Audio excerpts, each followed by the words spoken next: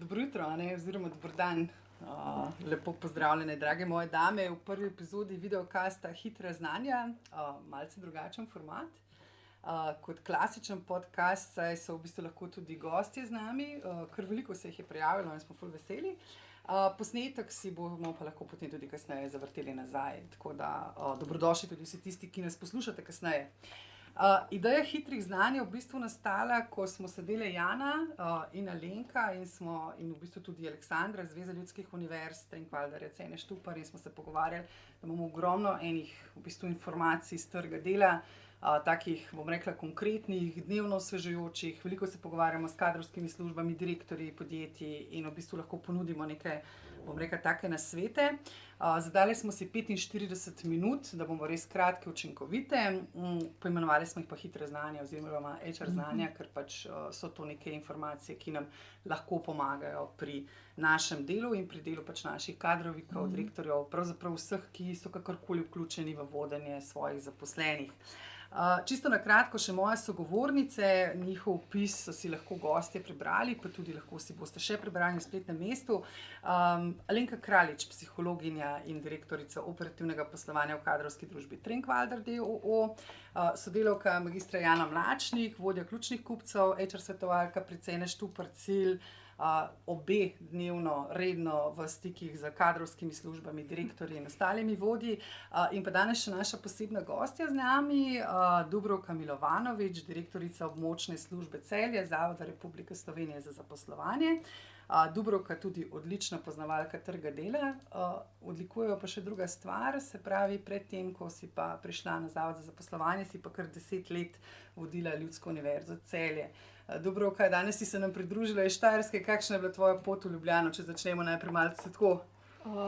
Čudežna. Čudežna. Čudežna, na krožnem Tomačevo sem morala čakati kar pol ure, ampak sem preživela. No, in tudi pravočasno prišla, ker nas ful veseli. Drugače pa sem, da ta oddaja brez zavoda ne bi mogla potekati. Se veš, da brez zavoda ni nič. Absolutno, in ker so tudi trendi na zaposlovanju, zato tudi Dubravka, si ti danes osrednja gostja, lahko rečemo. Temu smo tudi najprej nate pomislili na vašo vlogo kot zavoda.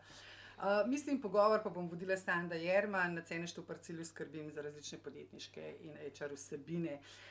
Tako da dobrodošli v našem studiu, nahajamo se kar na Cene Štuparju, v bistvu v naših prostorih svetovalnega središča. In dogovorili smo se, da bomo naslovili trende na kadrovskem področju in kako se moramo v bistvu nanje pripraviti praktično pravzaprav vsi, ki kakorkoli delamo z ljudmi in z njihovim razvojem. Za uvod bi želela nanizati 5 ključnih globalnih megatrendov, ki zelo močno vplivajo na poslovanje organizacij po svetu in pri nas. Poslušala sem direktorico in partnerico analitične hiše BCG, gospo Melanie Sir Larsen, ravno prejšnji teden, ki je poudarila, da se v bistvu gospodarstvo trenutno ukvarja s 5 ključnimi stvarmi in to v bistvu kar po celem svetu. Eno je trajnost, zaradi podnebnih sprememb, ker mora v bistvu podjetja zares začeti implementirati rešitve. Omenila je post-covidni čas, ker cela dvorana takrat malo zmrznila, ker to smo bili na velikem dogodku v živo, da se covid pravzaprav še ni končal. Podatki iz azijskega trga kažejo spet na ponovne lockdowne, da se selijo operacije in tako naprej in da še niti nismo na tej zeleni veji, kjer pač morda imamo občutek, da smo. Da poteka velika disrupcija oskrbovalnih verig, takih nismo bili priča že 20 let, se pravi, da se bo treba s tem zelo podrobno ukvarjati. Energetsko-prehranska kriza, v katero smo v bistvu že zakorakali, ki je pač posledica, se pravi, invazije na Ukrajino, in pa v bistvu inflacija, ki je trenutno posledica covida, ampak se bo še poglabljala ravno zaradi te energetsko-prehranske krize. Napovedujejo seveda vrhunc naj bi dosegla šele čez 6 do 12 mesecev, tako da je kar zanimivo obdobje pred nami.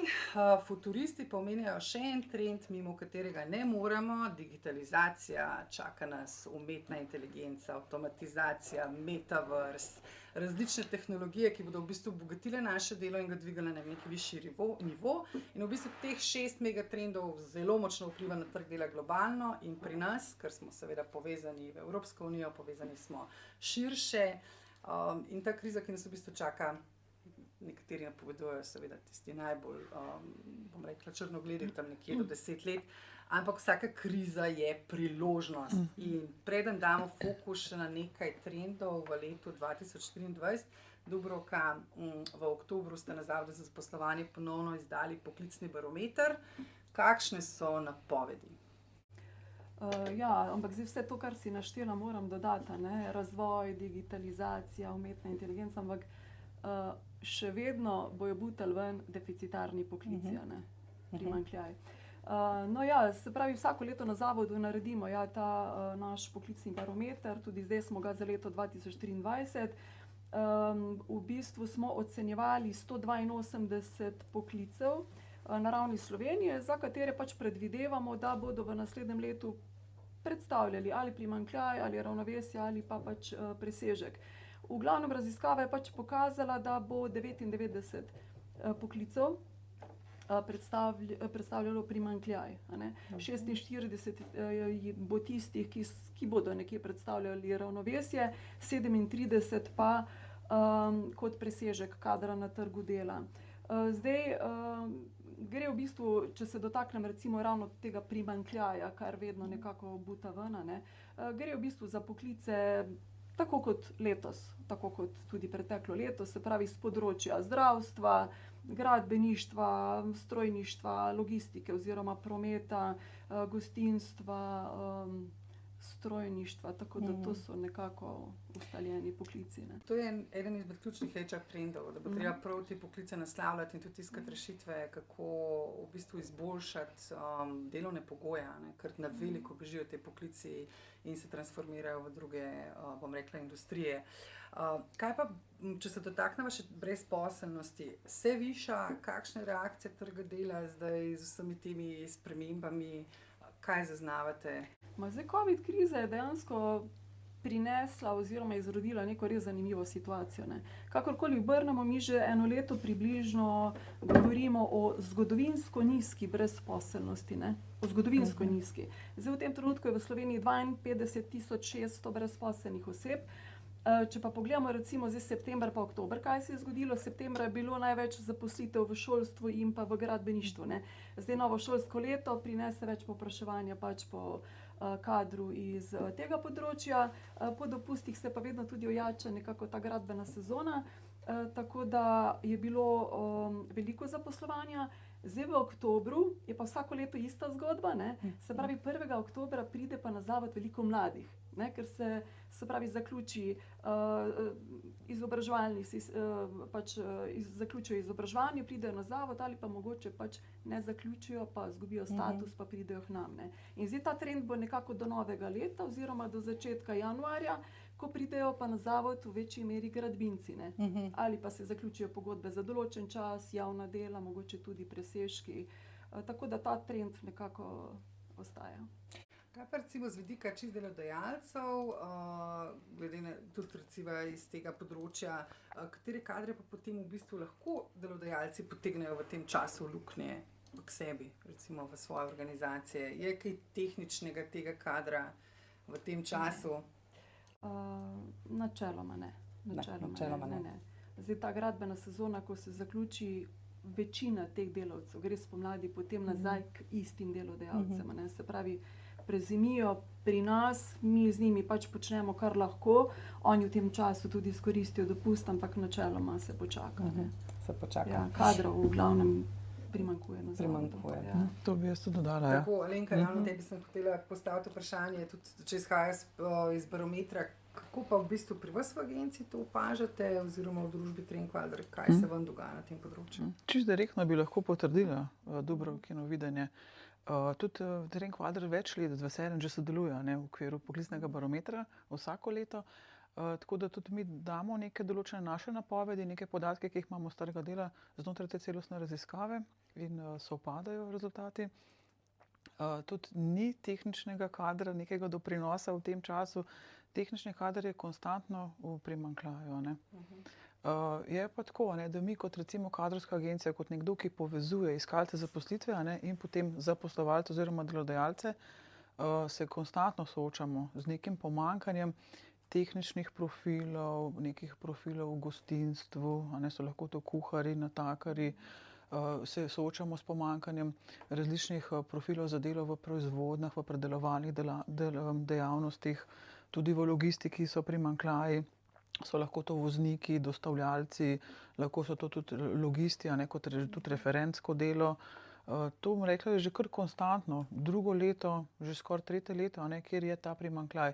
Je pa zanimivo, pri poklicnem barometru tudi ta input oziroma potem tudi rezultat, kje so pa vzroki za ta neskladja med ponudbo in povpraševanjem. Eden bistvenih vzrokov je tudi, da teh poklicov sploh ne obstaja, da jih ni oziroma jih je premalo, da jih ni za dobiti, da jih je premalo.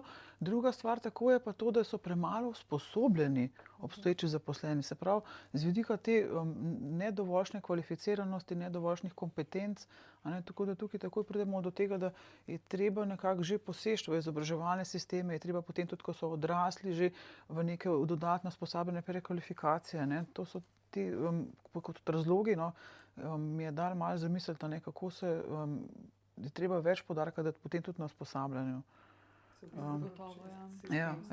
Sicer pa mi recimo tudi tako zelo veliko iščemo IT profila, to, kar ste prej omenila, tudi digitalizacija, meta, vesolje in tako naprej. To so stvari, ki nas čakajo vedno bolj.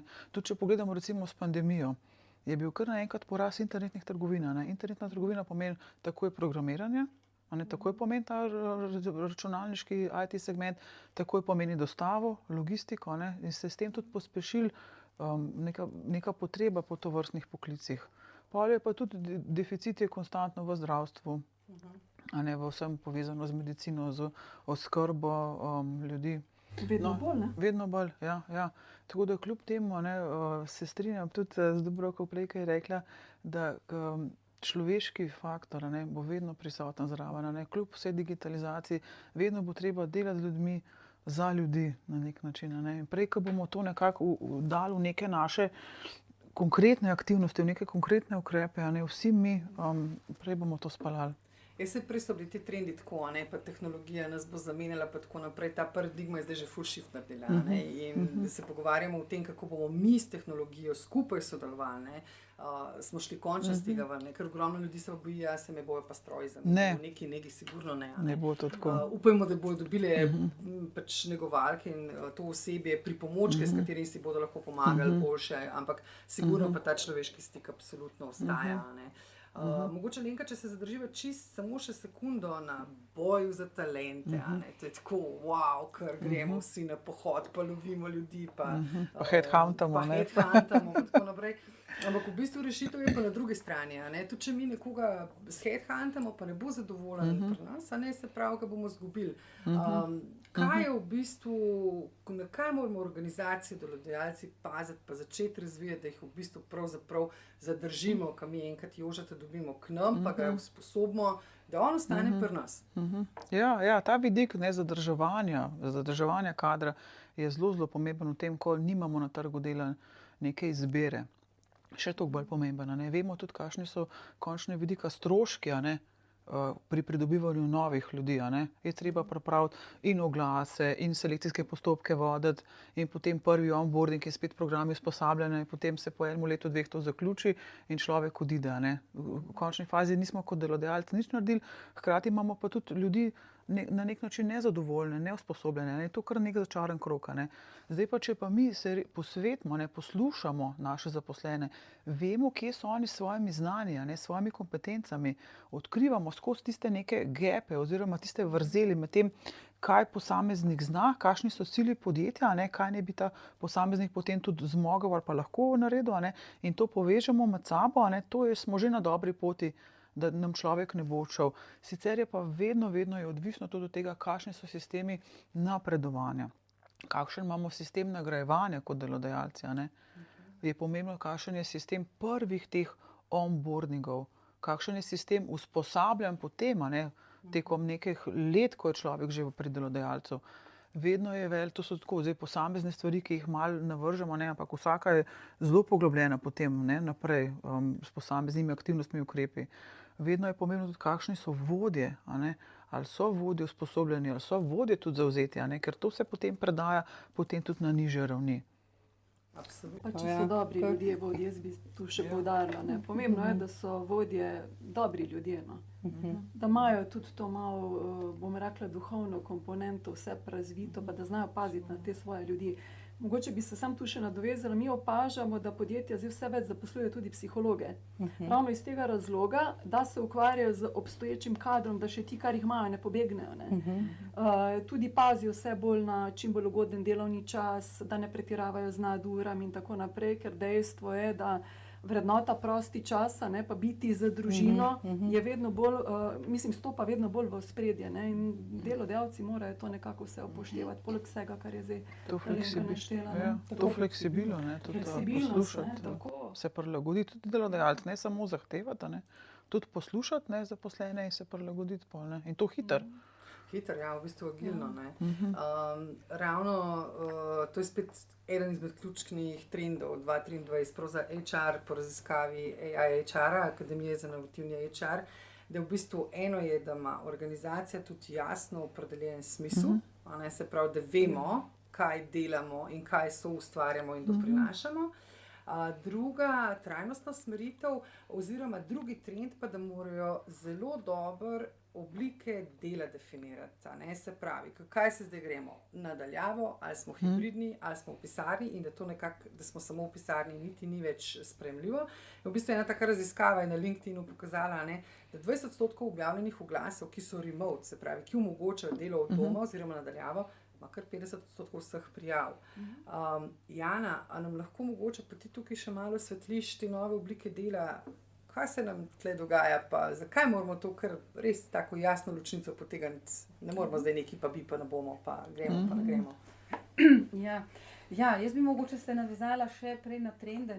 Jaz mislim, da res zdaj ključni trendi v naslednjih letih bodo zagotovo digitalizacija podjetij, transformacija podjetij, bo trajno zagotovo ustvarjanje neke nove uporabniške izkušnje, tako za kupca kot tudi za zaposlenega. Zagotovo je pa ta največji izziv so pa kadri. V prihodnosti bo trend pravzaprav šel v to smer, da ponudijo tudi seveda delodajalci tako delo, ki bo izpolnjevalo posameznika in bo imel možnost tega stalnega nenehnega razvoja. Jaz bi tukaj izpostavila to, da kar je ključno in ste v bistvu vse tri ste že prej izpostavili, ta fleksibilnost.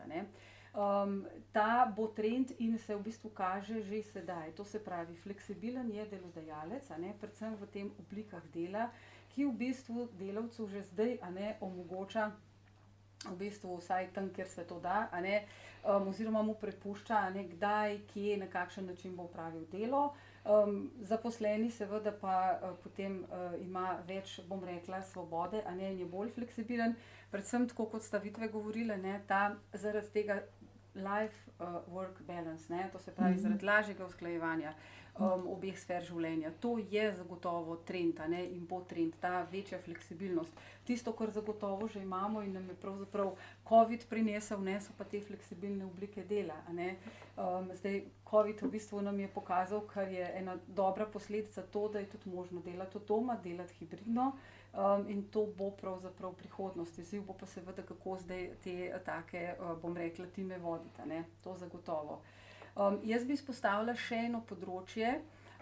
To je v bistvu, mislim, da ste tudi Dubravka že o tem govorila, v bistvu to dobro počutje zdaj na delovnem mestu ali pa tudi doma. Ta v bistvu tudi korporativni wellness, tudi, da se posameznik dobro počuti, ker v spredju je še kljub vsem napovedim robotizacije je človek. Tako to ostaja.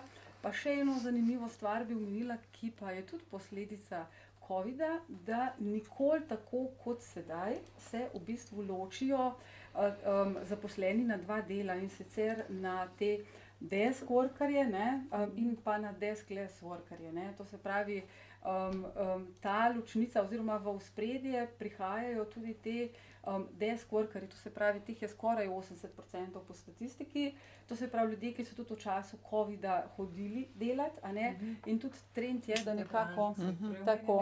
Ne moreš pač delati od doma. In nekako tudi trend je, da bojo šli tja, kjer da bojo lahko delali. To se pravi, tudi trend bo šel v tem smislu, da tudi delavci, ki delajo v proizvodni, da to se pravi, da se tudi tukaj prilagaja in da je tudi tukaj organizacija do njih fleksibilna. Mi imamo tudi nekaj vprašanj in sicer jaz se bom zdaj malo iz kadra ven odpeljala, ne to nekoga ne moti. In sicer, kaj pa proizvodni delavci, ravno to smo zdaj odprli, a ne? Smo panoga, kjer dela od doma ni možna. Kakšne ideje bodo tukaj? Ja, zelo konkretno, ne? Tudi prilagodljivost v tem, da se posluša določene zaposlene, kdaj imajo željo delati popoldne, kdaj dopoldne, kdaj med vikendi na morju, zato ker lahko lažje uskladijo svoj tudi privatno življenje. Ne. Se pravi, imamo nekega izmenovodja, ki pripravi plan dela za prihodnji teden, ne, in ob tem ni tako zdaj samo od njega odvisno, kdaj jih bo on razporedil, svoje sodelavce, svoj tim, ampak vpraša posameznika, ne, oziroma ga tudi posluša. Ljudje povedo, jaz bi pa drug teden raje popoldne ali pa tisti dan bi pa se raje dopoldne, zato da bova ženo skupaj ali pa tako. Poslušati tudi to, ne reči ne. Ja, tudi tukaj se lahko prilagodimo. Dejstvo je, da delo od doma ne gre povsod. Tako, to moramo vsi vedeti. Ne. Res pa je, kjer so višje izobraženi kadri, kjer so taka delovna mesta primerna, da se to da, seveda se pričakuje. Po moji oceni pa vse to zdaj, kar smo nekako spremljali, pa tudi ni smiselno vsak dan delati od doma. Ne. Recimo, 2-3 dni v redu, ker vam povem, ko ljudje pridejo potem nazaj na delovno mesto oziroma v pisarne, se vidi manjko te neke interakcije, ne, med zaposlenimi, med sodelavci. Nastane ena druga klima in ti potem rabiš kar nekaj časa, da ta kolektiv postaviš nazaj na mesto, kjer ga želiš imeti. To je treba tudi biti pazljiv pri tem delu. Drugače pa zelo podpiram pač delo doma. Jaz bi mogoče samo še to kakšen konkreten primer. Imam organizacijo, kjer so točno tako, kot si ti rekla, Alenka, teden dopoldne in teden popoldne ne. En dan dopoldne in dan popoldne, tako da lahko so tudi, lahko so z otroci ali pa tudi, če gre za proizvodno, mi smo že imeli take primere, da je potem gospod hodil, zato da je lahko odpeljal otroke, pol ure recimo kasneje je začel z delom, čeprav je bila to proizvodna. Povsem delati od doma pa zagotovo na vseh delovnih mestih ne bo šlo. Mogoče samo še to vprašanje, tle smo se zdaj pogovarjali o tem well-beingu, pa o korporativnem wellnessu, kot trend se postavlja še ena stvar, se pravi, 3 kategorije bomo mogli zdaj nagovarjati in sicer eno je, se pravi, fizično zdravje naših zaposlenih, potem psihično zdravje, tudi to, kar smo se zdaj vse pogovarjali, to omogočanje teh fleksibilnosti, omogočanje več prostega časa, ki ga lahko pač preživimo z družino in ostalimi stvarmi. Pojavlja se pa tretja komponenta, za kar bo mogel pa še delodajalec poskrbeti, pa me zanima ta pogled, čisto iz terena, če ste to že zasledili, govori se o finančnem wellnessu oziroma o finančni stabilnosti posameznika, da v bistvu delodajalci bodo mogli zdaj poskrbeti v luči pač vseh teh sprememb, draginje, prehranske krize in tako naprej. Se pravi, še za ta aspekt, da bo delavcu pomagal nekako pripeljati tudi ta del, da bo vsem lahko dobro živel kljub vsem tem spremembam. A ste to že kaj, se čisto sprašujem, ker to je eden izmed kadrovskih trendov, ki so ga blazno zdajle, saj v tujini postavljali navzven. A smo to že kaj zasledili v Sloveniji, v organizacijah, da se s tem že ukvarjajo? Ja, to so pa moje že malo zametki teh dodatnih zavarovanj, pokojninskih, ki jih, če jih človek vplačuje kot zaposlenih, potem tudi delodajalec lahko, po nekih dogovorih. So tudi zametki v bistvu te dvigovanje minimalnih plač, to gre tudi vse v to, da bi ljudje lažje preživeli, boš preživeli. Potem recimo ta različna nadomestila, v primeru, da je recimo čakanje na delo ali pa nadomestilo, če bo treba odpuščati, da človek ni kar takoj na zavodu za zaposlovanje prijavljen kot brezposeln, da so se neka obdobja prehoda. To so vse te zadeve, ki tudi skrbijo za to, da pač pomagajo delavcu, da lažje preživi na nek način. To zdaj, kar je rekla, bi se kar nadovezala. Minimalna plača bi res morala biti takšna, da lahko zaposleni normalno preživi. Se pravi, od svojega dela, da lahko normalno preživi. Vse to, kar se pogovarjamo o nekih dodatkih in to je po moji oceni vse brezsmiselno. Res pa je, da država zdaj dela na tem, verjetno ste zdaj zasledili že v medijih, da se naslednji teden pričakuje sprejem zakona oziroma teh ukrepov za blažitev te draginje, ki je pač na pohodu. Se pravi, med temi ukrepi bo in subvencioniranje cene elektrike in plina, pa potem neke sheme posojil in pa ta 2 ukrepa, ki bosta verjetno šla spet čez zavod, se pravi čakanje na delo doma in pa skrajšan delovni čas. To se zdaj čaka, mislim, da bo to drug teden potrjeno, ampak vsi nekako se nagibamo temu, da ne bo prišlo do odpuščanj in tako naprej. Mogoče na tej točki, te ukrepi pa na zavodu že kaj zaznavate, da se mogoče delodajalci ali pa Lenka, Jana iz terena, da že kaj poročajo, da bi koristili te stvari, kaj sprašujejo po teh ukrepih? Takole, mi se pripravljamo na ta interventni zakon, ki bi naj stopil v veljavo že 1.1.2023. Izkušnje imamo odprej, tako da nekako se res pripravljamo, računamo, da bodo delodajalci koristili te ukrepe. Verjamem pa, da bodo tokrat bolj pazljivi, ker če se spomnite COVID ukrepov, številni delodajalci so dobili sredstva, pa se je potem ugotovilo, da niso bili upravičeni do njih, in je bilo potrebno potem ta sredstva vračati in to je bilo ogromno slabe volje. Mislim, da bo vsi nekako premislili, če res izpolnjuje pogoje. Tako. Ja, zdaj pri nas tudi ne beležimo še nekih povpraševanj po dodatnih nekih subvencijah ali pa željah za nadomestilo.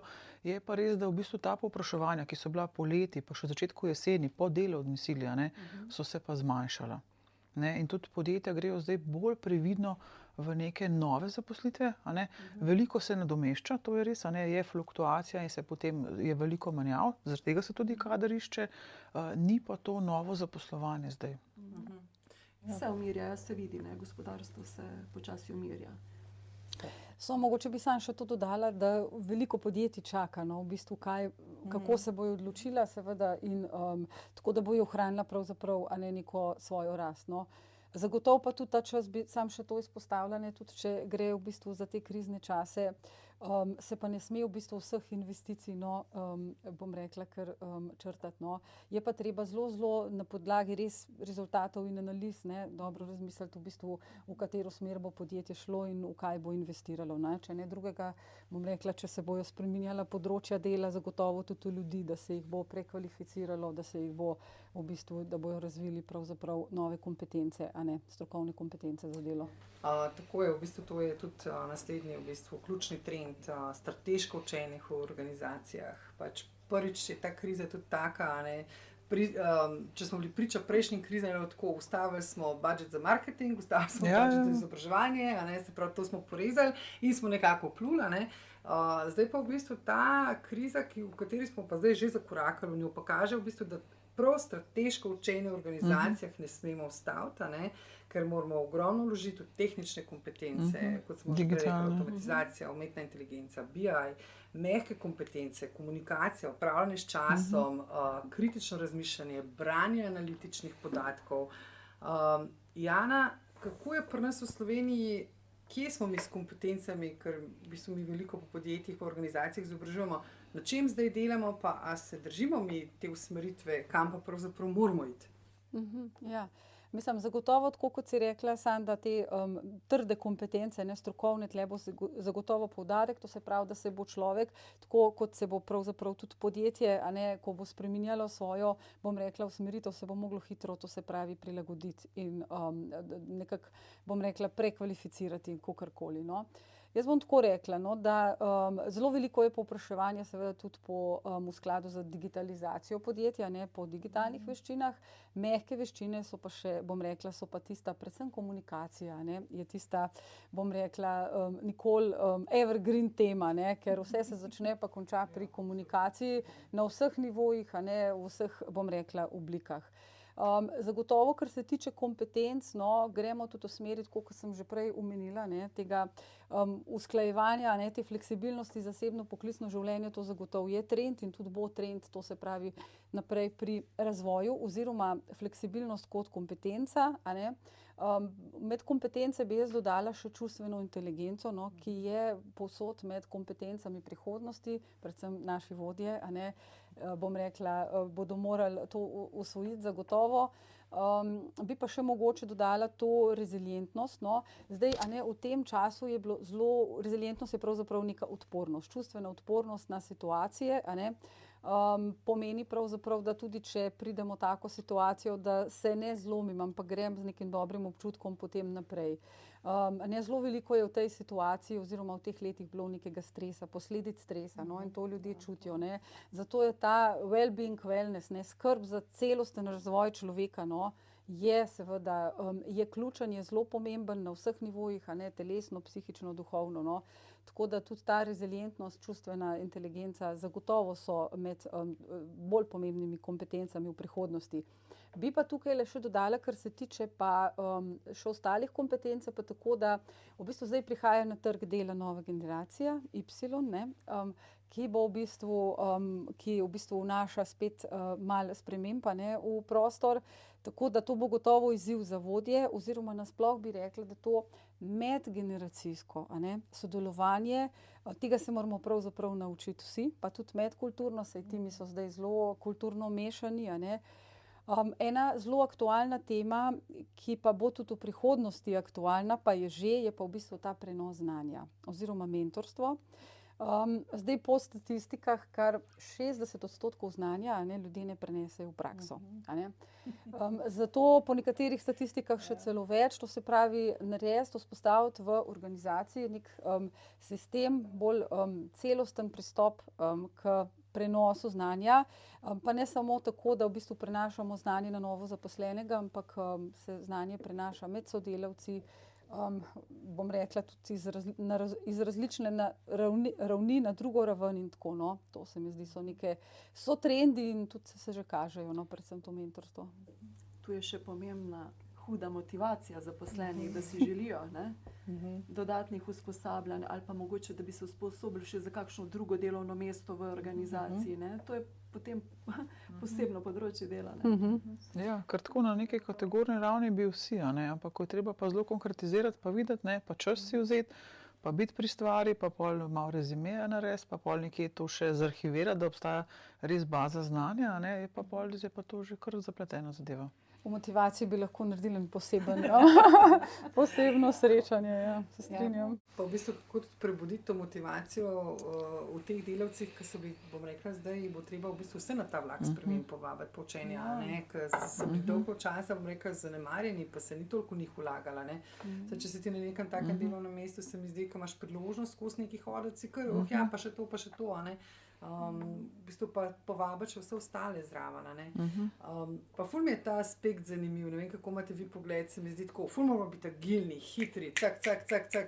Vidimo pa, da je treba pa v bistvu zelo sistemsko delati, a ne, da kljub vsemu ne se ustrašiti, pa zajeti zrak, prešteti do 5, pa takole bomo po nekih korakih. Ampak samo ravno zaradi tega, ne, vse kaj treba se danes biti, toliko stresa med zaposlenimi, pregorelosti, slabo psihično stanje, mislim, vidimo marsikaj, slišimo marsikaj, ne, tako da na dolgi rok bomo videli, kdo bo zdržal, ne. Mladi zaposleni so pa res posebna zdaj kategorija, ne, res, če bi gledali za 10 let, vse se je spremenilo, ne, ker danes mladi res, ko pridejo, želijo uvajalno neko obdobje, ne, mentorja, za kar danes za mentoriranje vemo, da nima noben časa, če nimaš kadra, ne.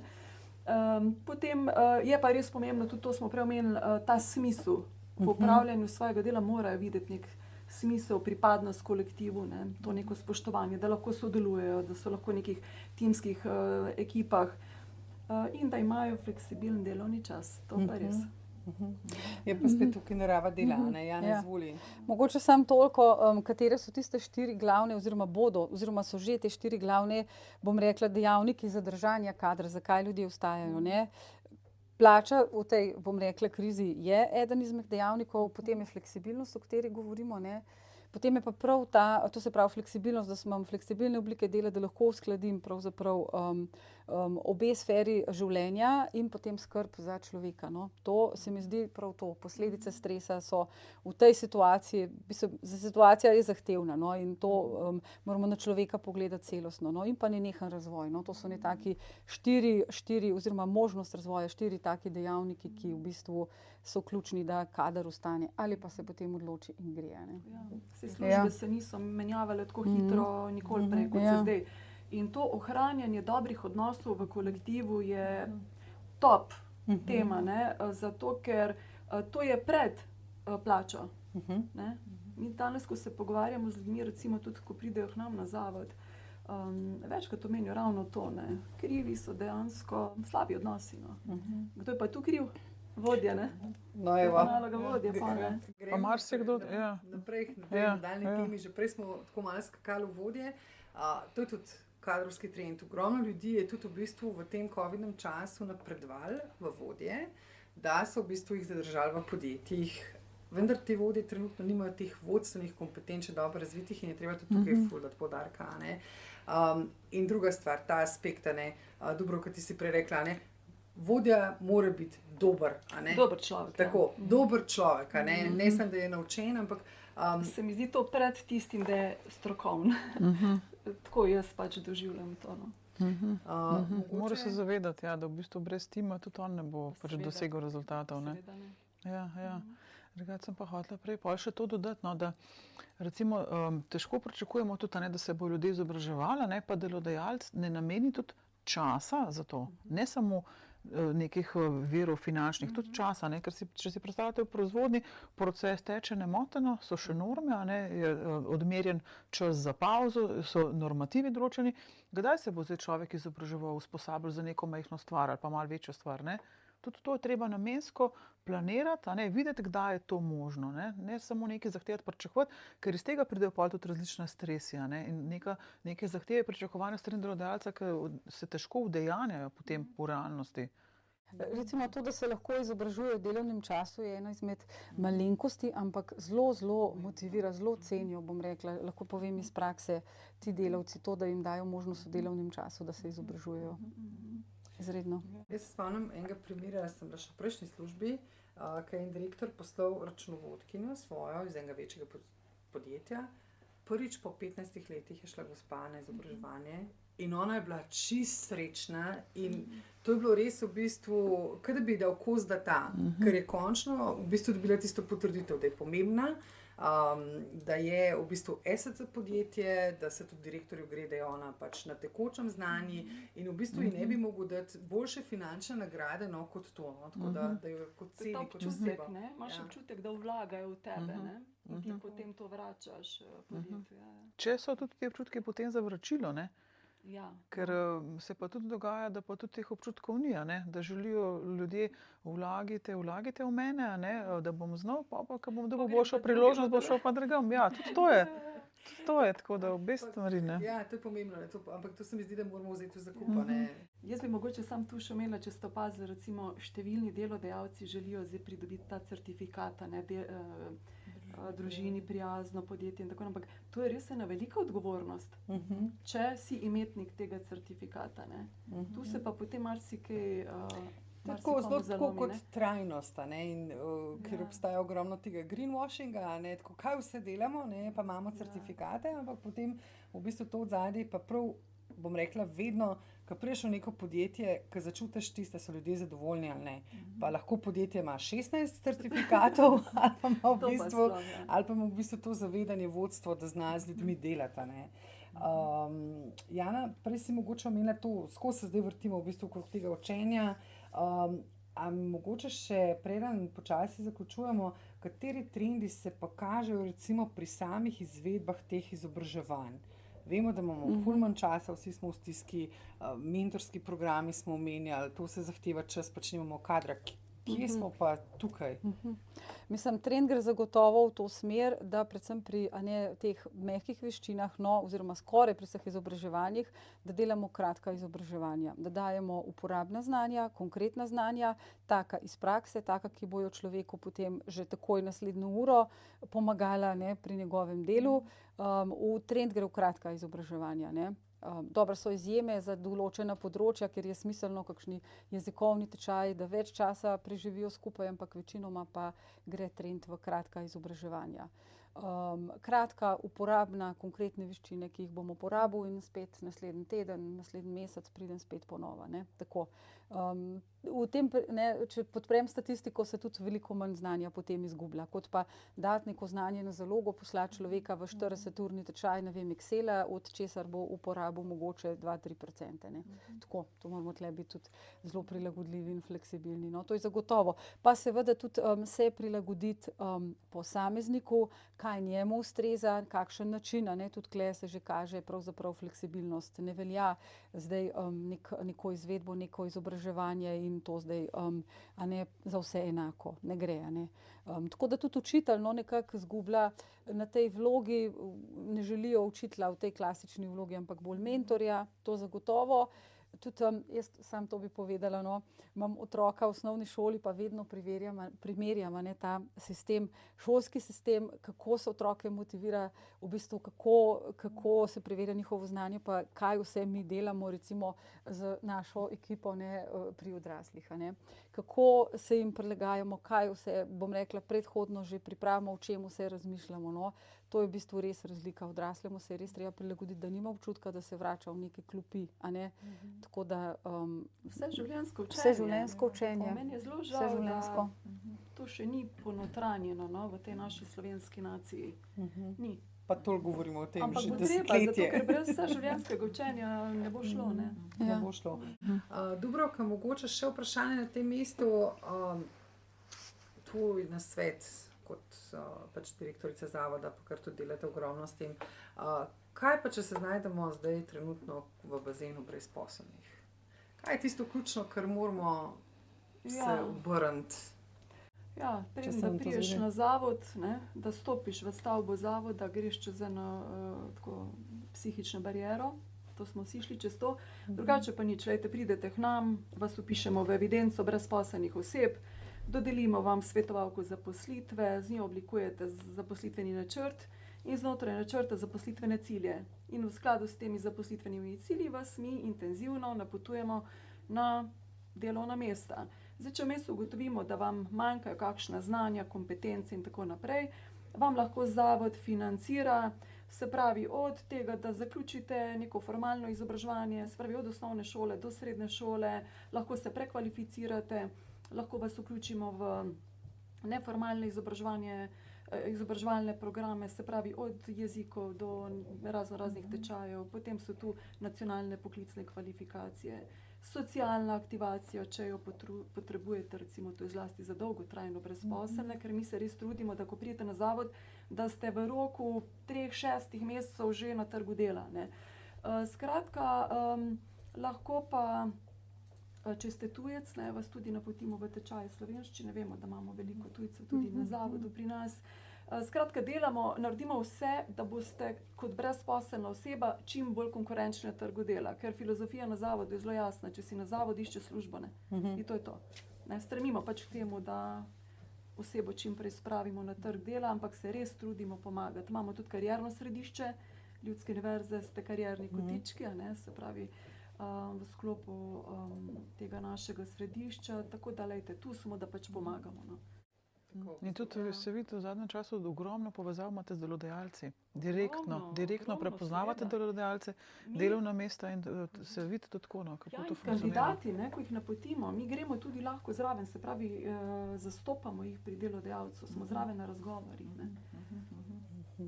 Imamo eno pohvalo, smo še vmes dobili, tako da hvala lepa tudi Zvonki, ki nas spremlja.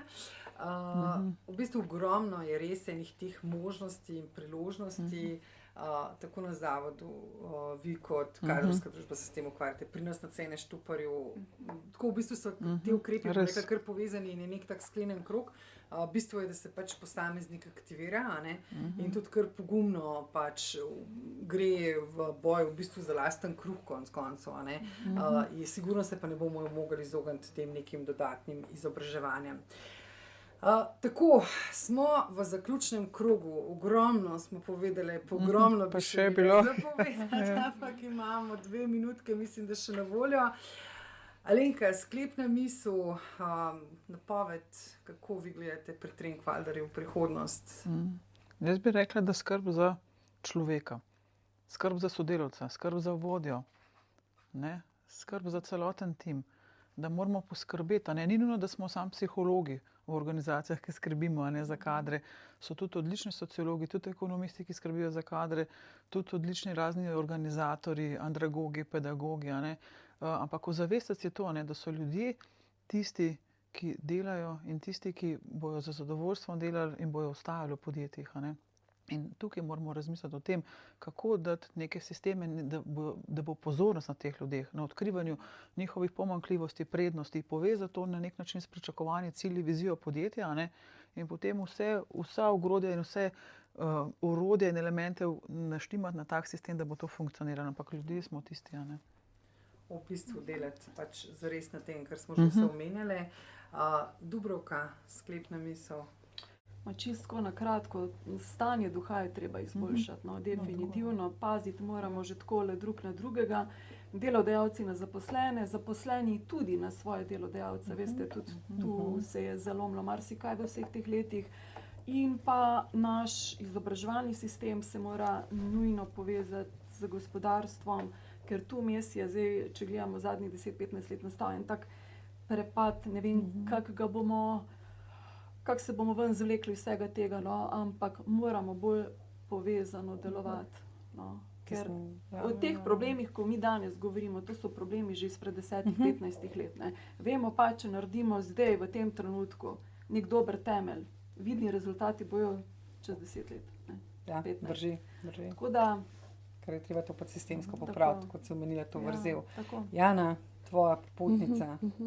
Jaz bi pa tudi rekla, izobraževati vodje, treba je v bistvu novo generacijo vodij izobraziti, ne pa pozabiti, kot smo že prej govorili, tudi na te najnižje zaposlene. Mi se z njim zelo veliko ukvarjamo in so v bistvu zelo hvaležni za to izkušnjo in v bistvu ne velikokrat se ukvarjamo v bistvu z motivacijo, kako jih motivirati, ampak take drobne stvari bojo zelo pripomogle k temu, da bojo dobro delale, ne. Tako bi pa še mogoče poudarila to, da kljub temu, da smo v taki zelo zahtevni situaciji, ker v bistvu ne vemo, kaj točno nas v bistvu čaka, in kakšne bodo posledice, se mi zdi, da zagotovo bomo pa tudi v tem času se bodo porajale nove oblike, dela, te so se že, nove se zagotovo še bodo, tudi nove oblike izobraževanja, tako da tudi veliko priložnosti je in mislim, da bo tudi veliko stvari, ki bo pozitivnih in dobrih in ko se bomo spomnili nazaj, bomo rekli, evo, če pa ne bi bilo vsega tega, se pa ne bi to razvilo. Novi poklici, ne? Zagotovo, novi poklici, absolutno. In poklici, tako kot nas je korona v bistvu potem tudi testirala glede naše digitalizacije, pa smo tudi pregovorili 15 let, kako bomo to vse nadaljavali. Zdaj pa pač delamo. Spet se nekje ne sistemsko treba gledati, ampak začne se pa pri posamezniku. Tako, vedno. Tako, drage dame, res vam hvala lepa. 3 ključne povzetke, 3 hitre znanja, ki jih odnesemo vsi danes s seboj. Prvič, v krizi, ki je pred vrati, ne smemo več človeka in njegovega razvoja odrinjati na stran. Pač tukaj si ne bomo smeli privoščiti, da si organizacije odrežejo te budžete in da moramo razvijati ljudi ravno zaradi teh vseh megatrendov, geopolitičnih sprememb in tako naprej. Razvijati 2 ključni kompetenci, katere nujno potrebujejo kadrovi, ki pa vodje, poleg vseh teh mehkih in trdih kompetenc, ki smo jih omenili, to zavedanje oziroma ta awareness ga imenujejo, da vemo, kaj se dogaja znotraj naše organizacije, okoli naše organizacije in širše po svetu, ker smo res toliko postali povezani, da enostavno vse drug na drugega vpliva. Agilnost, da se bomo tem spremembam hitro prilagajali in pa seveda uspešno. In pa kadrovske službe ponovno bodo odigrale ključno vlogo kot glasnik zaposlenih, kot svetovalec upravam in v bistvu tisti, ki pač človeka razvija in ga drži na prvem mestu. Tako da res vam hvala lepa. Do naslednjič bomo pa v bistvu naslovili temo nevidni del praznikov. Pogovarjali se bomo o tem delu, kako prazniki lahko poleg tega blišča povzročijo tudi stisko, še posebej v vsem trenutnem dogajanju in kako se lahko kadrovi, direktorji, vodje na to pripravimo, ne samo z božičnicami, ampak v bistvu z dostopom do človeka. Drage dame, hvala lepa, bilo mi je veselje. Tudi nam. Hvala. Simpatično oddajo. Tako, hvala lepa.